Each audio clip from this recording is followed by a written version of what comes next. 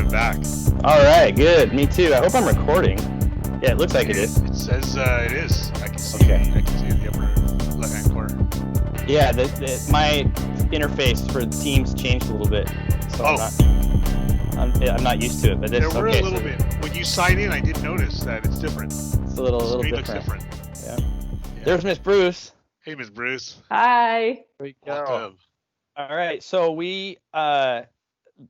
we're basically gonna try to touch on this idea of the restorative element of the classroom now. You know, the restorative practices philosophy deals with the idea of you're doing things with people rather than to or for them.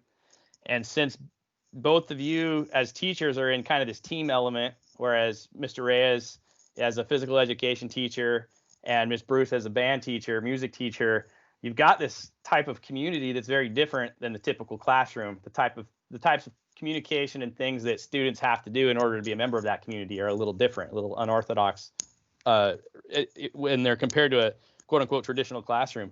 So I'm just curious how that possibly works given the context that we're in right now with distance learning. Ms. Bruce, if you want to elaborate on that a little bit and let us know from your perspective what that feels like as a band teacher.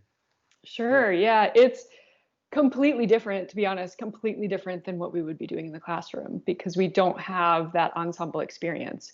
So it really is, it's a lot of me playing an instrument and they're muted and hopefully playing along because with teams, there's a delay. So if you have even like one kid with their microphone, if you have like two kids with their microphones on, it's completely off. Like you can't have, you just can't recreate the ensemble experience.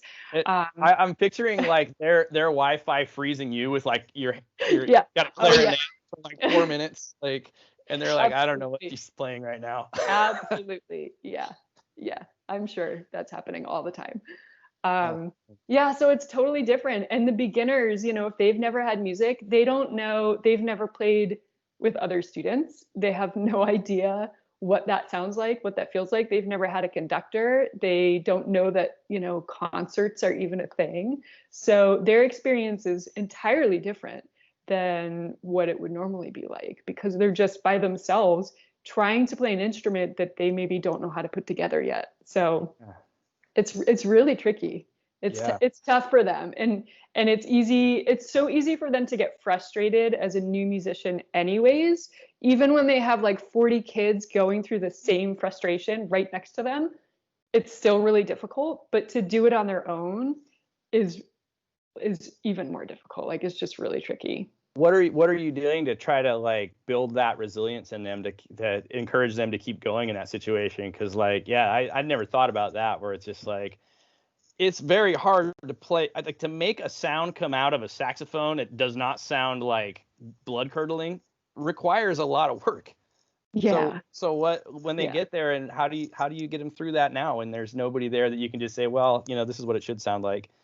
You'll get there. How do you do it? Yeah, I mean, I'm trying to tell them, first of all, because they're mostly just hearing me. And I do give time for, I'll ask for volunteers, like anybody want to play this little short song that we're working on. So they do get to hear each other a little bit. Some of them are terrified to play. And actually, there are students I've never heard play, unfortunately, that I have no idea if they're making any sound. But I try to tell them, it would be normal for you to really be struggling with this right now. And I remind them, I've played guitar for many years, whatever it might be that I'm playing. So you probably don't sound like this yet. But, if you're squeaking, that's really normal. If you get no sound at all, that's totally normal. Maybe you can play only the first note, whatever it might be. So encouraging them as much as I can and reminding them that their classmates are going through the same thing and that it's really difficult. Like they're learning a new language on paper, first of all. And then they have to apply it to this instrument and they get, no more than 45 minutes with me on Teams. And even that is with, you have 8 different instruments. Okay. So maybe I can talk about their instrument for a minute. So it's really it feels like there's never enough time. Yeah. And I definitely had to stop comparing anything this year to normal music, because in a totally different place. And I have kids that still, they don't really know how to hold their instrument correctly yet, Yeah. and they're doing the best they can. Well, So. what crazy innovations are they going to come in with where it's like this kid's got like his tuba upside down playing it? You're like, well, it's not how you do it, but that's how you learned, like, because I couldn't correct it. I've seen some stuff, some interesting videos, because they'll send me a video, and that's a lot of times the only way I get to hear them play. So they have video assignments every now and then that are due, and and the things that I am seeing and hearing, I'm like, wow, that's a really interesting interpretation of Hawk funds. I've never heard it played that way. Interesting. But when they don't hear other kids playing it and they hear me play it, maybe we'll play it 5 times in class, which sounds like a lot, but really isn't. When normally we'd play it like 50 times in the classroom, So yeah, it's tough for them. It's hard. I'm wondering, how many, Ms. Bruce, how many different instruments are you having to, I guess, evaluate? I mean, how many are you trying to teach, and then how many would you do in any class? Because I have no idea. So guitar, it depends on the class, but guitar is just guitar. String orchestra is either 3 or 4. Wow. And then band could be anywhere, like usually around 10 different instruments in band. That's the toughest one to teach in person and through distance learning as well. Yeah, that's a big number. And so I was thinking more in terms of band. Yeah. Yeah, with band, and since there are 8 to 10 different instruments, I can't just say to the kids, okay, everybody play the note E, because not everybody has E. So it's like I have to name every instrument and say, okay, this is what you have right now. This is what you have. And so that just takes a lot longer. In the classroom, we have that same thing. I can't just say everybody play an E, but it's easier in the classroom because they have kids around them that are playing the same instrument. So they can look and see, oh, that kid's, doing this. That's what I should do too. So yeah, everything just takes so much longer. Yeah. Do you find, Mr. Reyes, that it's similar like threads of your story are emerging, like what it's like with HPWB? Yeah, I'm like struggling even with getting the kids to do, I guess, any kind of activity. It's the whole team concept, honestly, is something that we've not even breached yet. I think as a department and as just the PE, all of PE district PE as a whole, teaching team sports, I think that's going to be a second semester adventure. We're just now getting down. Here's what the kids are going to do for physical activity, and it's been activity logs where they record their workout. I have links to a bunch of different exercises that they can do, but it's individual. So the team sport concept, which is 8th grade, and then again they get the team concept in 10th grade, we're not there yet. We're not there yet. I can say that. So it's all individual workouts. It's probably stuff that you see like on TV as far as the advertising goes, Peloton. And there's another one that just came out. I just saw it yesterday where it looks like a big mirror, like a big floor, not floor mirror, but on a wall. And it looked like it's about maybe 5 or 6 feet high. And it'll project a workout. So you're looking at this mirror, seeing yourself in the mirror, but then on the mirror itself is kind of like a screen or something. Really, really dynamic. Wow. But that's what we've been doing for first semester.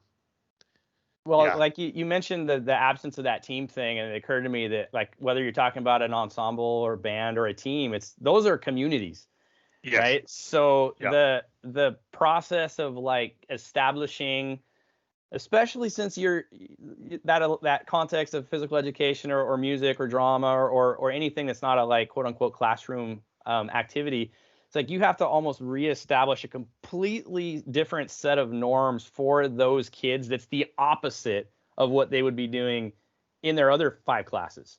It's like everything that we tell kids not to do in English class, they walk into a physical education class and that's their time to go do all those things, right? Exactly. And kind of the same thing with band. It's like, all right, guys, we got to be quiet here in the classroom. It's like you go walk into the band room. It's like there's the drum set. That's what that's for. Yeah, it's never quiet. Hang on those drums. Yeah. So to have that different set of norms, you guys have been maybe unconsciously always doing it, where you're just in the constant process of nurturing community. And in the sense of, like, I was thinking about Mrs. Bruce, because earlier we had mentioned, like, this year you're not going to get to have a performance, like there's not going to be a holiday performance or anything like that.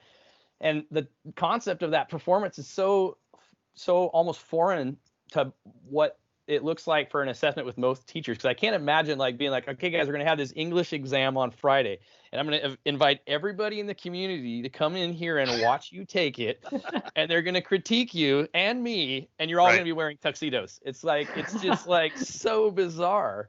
You know, the nature of that is so bizarre. But you're doing that with band for, like, this greater cause, where you're sort of pushing the, like, the data driven, like, standardized, I don't know, movement and education, just kind of back into the corners and say, no, this is about a community. This is where we come together, and this is what you're going to remember from school. And that's how the parents are involved as well. I'm glad you brought that up, because I'm sorry if I can add in to that, Mr. Kelleher. So Ms. Bruce, I never really thought of it this way, so I'm glad that Mr. Kelleher is bringing it up. For me, and I don't know if you have, what sort of discussions do you have with the kids as far as persevering and trying to make it so that the kids feel encouraged to try their best and not feel so under the microscope? Because I get a lot of that in my class, where the performance and the result is immediate. It's different, like what Mr. Kelleher is saying. On paper, no one's going to see that result but you and the teacher and the kid. You know what I mean? So I guess I'm saying the same thing, but no one's going to know. But in a physical performance such as band, they have to perform it live for either you or their peers are right next to them. So everybody knows what their ability is, right? So you and I, your mistakes are literally amplified in that context. For sure. So how do you approach that? I'm curious, what conversations do you have about that in regards to, you know, building the community so that it's respectful, kids are willing to take risks, and these are all the words that I use, by the way, with my students. Do you do the same thing for band? Yeah, you know, if we're talking about just when we're in the classroom and kind of working towards that concert, that being the end result, it's a lot of building blocks and a lot of steps to get there. So they have to feel safe, first of all, in that classroom, to really be okay being vulnerable, to, like, get through all the squeaks and all the wrong notes, which are just, you can't avoid that at all. Right. You have to go through that to learn. But then giving them, you know, small, like, kind of incremental attainable goals. And it really might just be like, at first it's making a decent sound, you know, but then celebrating that too, because that's a huge deal. So with distance learning, you know, we're missing that, you know, they're just not hearing that part of it. But back to, you know, being in the classroom, and then it's celebrating those small wins. And also, you know, then they start to have kind of these aha moments once they can make a sound, and once they kind of understand, like, how, like, the mechanics of the instrument and how that works, then, I mean, really there's no stopping them at that point. Like, once you can kind of push them over those initial difficult hurdles, then it's just like, then they just really start to thrive, and they hear, you know, they see their peers doing it, they hear it. And also being a part of that team, they feel that, like, they know that their contribution is really important, you know, and they want to sound good. And so, you know, for the most part, they're choosing music because they want to be there. And so they really do want to sound good. So they're going to put in the effort.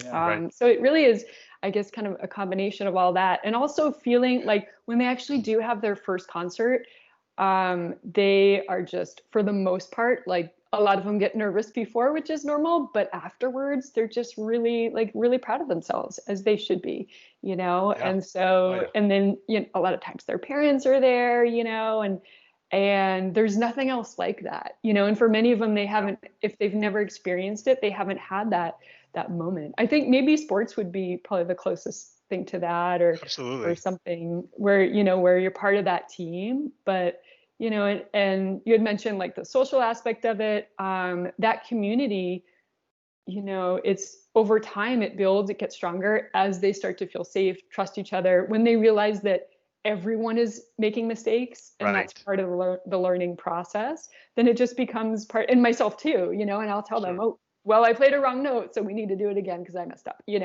and so they see that it's just part of the learning process.